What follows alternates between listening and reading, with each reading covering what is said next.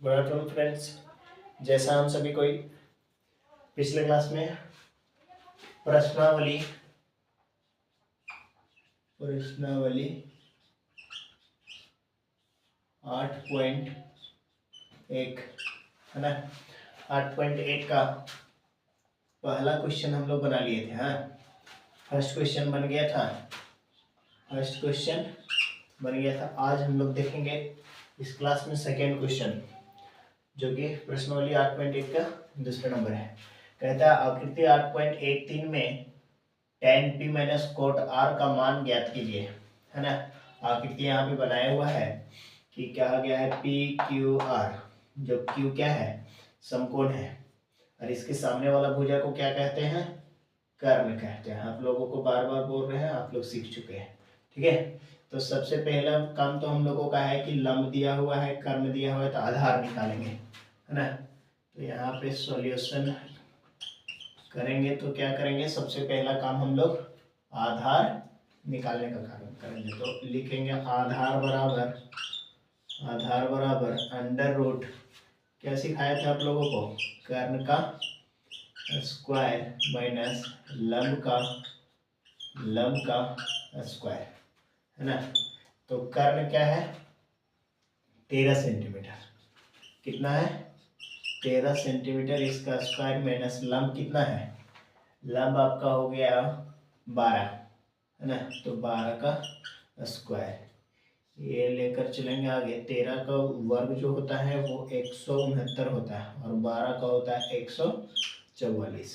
तो यहाँ पे जब सब्ट्रैक्ट करेंगे तो कितना आएगा, 9 में से 4 गया तो कितना बचा, 5, है ना। सीधा घटा दीजिए, यहाँ पे 16 में से 14 गया तो 2, है ना। ये किसका स्क्वायर रूट होता है, आपका 5 का, है ना। किसका होता है, तो 5 का। तो यहाँ पे हम लोगों का एक चीज मिल गया जिसका नाम है आधार बराबर, इस सब सेंटीमीटर में, तो ये भी सेंटीमीटर में होगा। आधार बराबर हमें आ गया 5 सेंटीमीटर, ठीक है। अब जो क्वेश्चन में कहता है, क्या कहता है कि tan p minus cot r, तो सबसे पहले tan p का मान निकालेंगे, है ना। tan p का मान निकालेंगे तो क्या हो जाएगा, tan p बराबर, p के मतलब यहाँ से इस कोण से देखेंगे तो सामने वाला लंब होगा और ये वाला आधार होगा, और इसके बराबर फॉर्मूला होता है p बटा p। पहले आप लोग को ये सब चीज सिखा चुके हैं, है ना। p का मतलब होता है परपेंडिकुलर, ये इस कोण से देखेंगे तो सामने वाला होगा लंब यानी 5, और आधार जो होगा वो 12। और वही चीज फिर से बोलता है कोट r निकालने कहता है। इसका कोट थीटा का फॉर्मूला होता है b बटा p, है ना। तो अबर इधर से लेंगे, अबर कहाँ से लेंगे, r से लेंगे, तो ये सामने वाला लंब हो जाएगा, सामने वाला क्या हो जाएगा, लंब, यानी 12, b नहीं, b दिख रहा है तो b कौन हो जाएगा, 5 और p कौन सा हो जाएगा, 12, है ना।